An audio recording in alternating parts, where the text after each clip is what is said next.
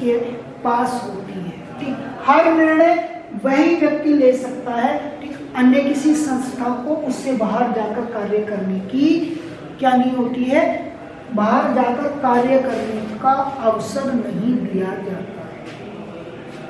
अब उन्होंने क्या किया, क्योंकि विशेष अधिकार उसको मिलने लगे तो उन्होंने क्या किया, इस कानून ने हिटलर को संसद को हंसिए पर धकेलने और केवल अध्यादेश के जरिए शासन चलाने का निरंकुश अधिकार प्रदान कर दिया। बेटा अध्यादेश का मतलब ये होता है कि यदि किसी वजह से कोई संसद, किसी देश की जो कानून बनाने वाली संस्था है, कानून कौन बनाती है, संसद बनाती है, यदि किसी वजह से संसद क्या चल रही है, भंग चल रही है, उसके सदस्य उपस्थित नहीं है, तो एक व्यक्ति होता है जो अध्यादेश बनाकर कुछ समय के लिए शासन कर सकता है। तो हिटलर ने शासन चलाने के लिए ऐसे ही अध्यादेशों का सहारा लेना शुरू कर दिया। ठीक, भारत की जो संसद है वह अपने देश के लिए कानून बनाती है। यदि संसद भंग चल रही है तो उस समय शासन चलाने के लिए, देश पे शासन करने के लिए राष्ट्रपति क्या करते हैं, अध्यादेश बनाते हैं। लेकिन वो तभी तक कार्य करता है अध्यादेश जब तक संसद भंग है, और यदि संसद ठीक समय आ गया संसद का तो वो उस नियम को क्या कर देगी, समाप्त कर देगी। लेकिन हिटलर ने ऐसे सहारों का, ऐसे प्रयासों का, ऐसे उपायों का सहारा लिया जिससे उसकी तानाशाही धीरे धीरे कहाँ होती चली गई, बहुत मजबूत होती चली गई। पूरे समाज को नाज़ियों के हिसाब से नियंत्रित और व्यवस्थित करने के लिए विशेष निगरानी सुरक्षा दस्ते गठित किए गए। यानी उसने क्या किया, उसने समाज को अपने आधार पर चलाने के लिए कुछ क्या किए, दस्ते, कुछ सैनिक या कुछ ऐसे कर्मचारी की नियुक्ति की जो उनकी देखरेख करता था। पहले से मौजूद हरी वर्दीधारी पुलिस स्टार्टोपस ऐसे के अलावा गोस्टापो गुप्तचर राज्य पुलिस, एसएस अपराध नियंत्रण पुलिस और सेवा सुरक्षा यानी एसडी का भी गठन किया गया। यानी पहले से जो पुलिस बल कार्यरत था उसके अतिरिक्त अन्य पुलिस वर्गों की क्या की गई, नियुक्ति की गई, ताकि समाज के, यानी ताकि समाज को किसके आधार पर, नाज़ियों के आधार पर नियंत्रित किया जा सके। यानी समाज को उन्हीं नियमों, उन्हीं कायदों, उन्हीं कानूनों के आधार पर चलाया जा सके जो नाज़ियों द्वारा स्थापित किए गए। नाज़ी राज्य में खूंखार आपराधिक राज्य की छवि प्राप्त हो गई और गोस्टापो के नियंत्रण गृहों में किसी को भी बंद कर दिया जा सकता था। ये नए दस्ते किसी को भी यातना गृहों में भेज सकते थे। यातना गृह का आप अर्थ समझने होंगे, जहां उसको क्या किए जाते हैं, शारीरिक रूप से उत्पीड़न किया जाता है, वो यातना गृह क्या।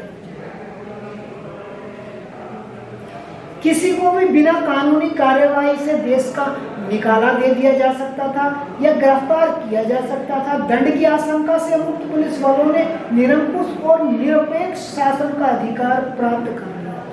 ठीक, जो यातना गृह बनाए गए थे इनमें किसी भी व्यक्ति को कभी भी बंद कर दिया जाता था, किसी भी व्यक्ति को देश छोड़ने के लिए क्या कर दिया जाता था, मजबूर कर दिया जाता था। ठीक, और इन यातना गृहों को नियंत्रित करने वाले पुलिस वालों को कुछ विशेष अधिकार प्राप्त हो गए थे जिससे वो निरंकुश हो गए थे। निरंकुश का मतलब होता है जिसके ऊपर किसी का नियंत्रण, किसी का भी अंकुश न हो। ठीक, वो सिर्फ नाज़ी सोच के लिए कार्य करते थे। ठीक, समाज के अन्य वर्गों, अन्य व्यक्तियों के लिए उनके लिए कोई महत्व नहीं था। आगे क्या हुआ, अब पुनर्निर्माण ठीक भी वहां पर शुरू हुआ, क्योंकि अपने हिसाब से शासन चलाने के लिए ठीक कुछ संस्थाएं, कुछ निर्माण कार्य हिटलर के द्वारा कराए गए होंगे, वो यहाँ पर समझेंगे कि विदेश नीति के मोर्चे पर भी हिटलर को फौरन कामयाबी मिली, एकदम से कामयाबी भी मिलनी शुरू हो गई। 1933 में उसने लीग ऑफ नेशन से पल्ला झाड़ दिया। 1933 ईस्वी में उसने लीग ऑफ नेशन।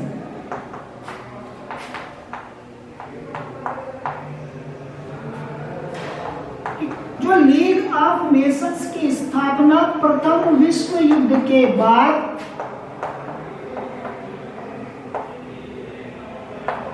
1920 ईस्वी में की गई। ठीक, लीग ऑफ नेशंस, ठीक, एक संस्था बनाई गई थी, अंतरराष्ट्रीय संस्था बनाई गई थी, प्रथम विश्व युद्ध के बाद बनाई गई थी। बेटा क्यों बनाई गई थी मैं आप लोगों को बता देता हूं। लीग ऑफ नेशंस की स्थापना, ठीक, शांतिपूर्ण तरीके से जो राष्ट्रों के बीच विवाद था उनको हल करने के लिए बनाई गई थी।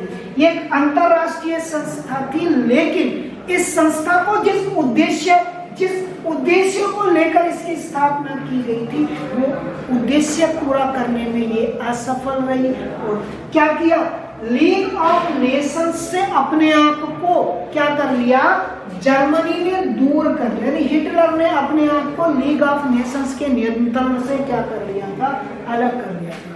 ये एक अंतरराष्ट्रीय संस्था थी जिसकी स्थापना प्रथम विश्व युद्ध के बाद की गई थी, उसको हम लीग ऑफ नेशंस के नाम से जानते हैं। एक अंतरराष्ट्रीय संस्था। तो बेटा आपसे पूछा जा सकता है कि लीग ऑफ नेशंस की स्थापना कब की गई थी, प्रथम विश्व युद्ध के बाद की गई थी।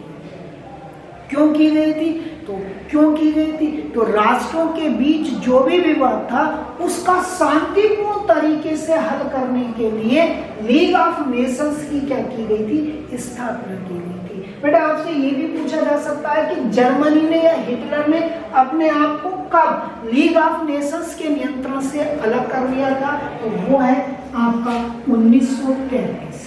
ठीक, हिटलर ने लीग ऑफ नेशन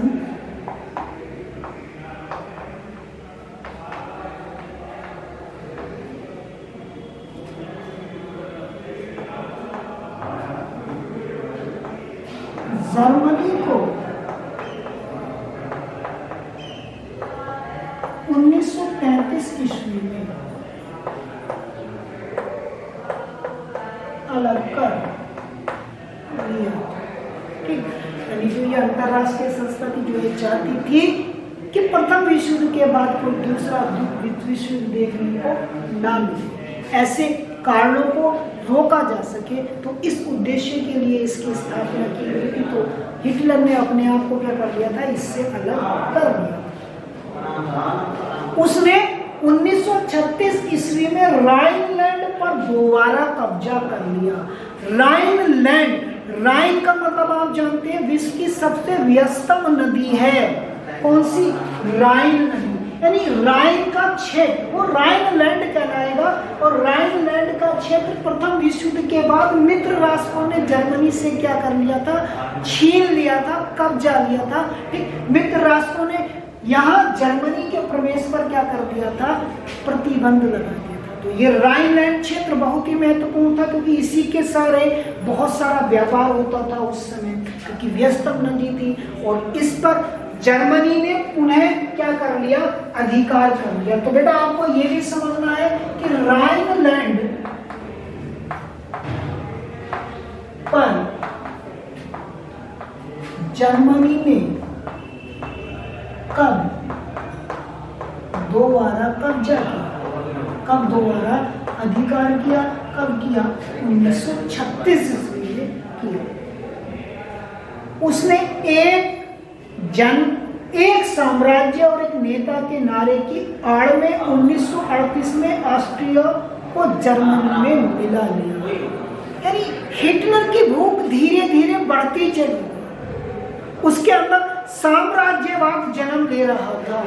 ठीक, उसने सबसे पहले क्या किया, 1933 ईस्वी में जो अंतरराष्ट्रीय संस्था थी लीग ऑफ नेशंस, उसके कुछ नियम थे, उसकी कुछ शर्तें थी। सबसे पहले अपने आप को उससे अलग किया। क्यों, क्योंकि यदि उसके नियंत्रण में रहता तो उसको वो बात स्वीकार करनी पड़ती, वो नियम वो कायदे कानून उसके मानने पड़ते। तो सबसे पहले उसने लीग ऑफ नेशंस से अपने आप को आजाद किया। किसने, हिटलर ने। इसके बाद उसने राइनलैंड, वो क्षेत्र जो प्रथम विश्व युद्ध के बाद मित्र राष्ट्रों ने कब्जा लिया था, उसको दोबारा अपने प्रभाव ने ले लिया, उस पर अधिकार कर लिया। कब? 1936। ठीक। और 1936 के बाद भी उसकी साम्राज्य की जो भूख थी वो बढ़ती चली गई, रुकी नहीं। अब 1938 में क्या किया? 1938 ईस्वी में उसने ऑस्ट्रिया को जर्मनी में मिला दिया। ठीक, ये कुछ महत्वपूर्ण तथ्य, कुछ पॉइंट है जो हिटलर ने किए, जिससे या जिनके कारण वो जर्मनी की जनता के बीच एक देवता, एक मसीहा के रूप में उभर कर आया। ठीक, आगे उसने और कार्य किए होंगे। ठीक, कौन से कार्य किए होंगे इसकी चर्चा बेटा हम अगली वीडियो में करेंगे।